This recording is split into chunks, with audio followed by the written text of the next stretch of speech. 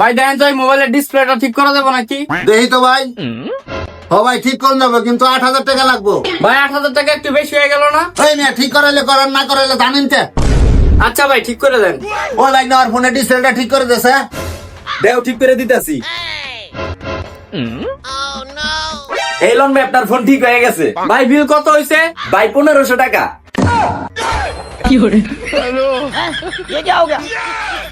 হালা 1500 টাকা বিল তুই 8,000 টাকা চাইছিস কা?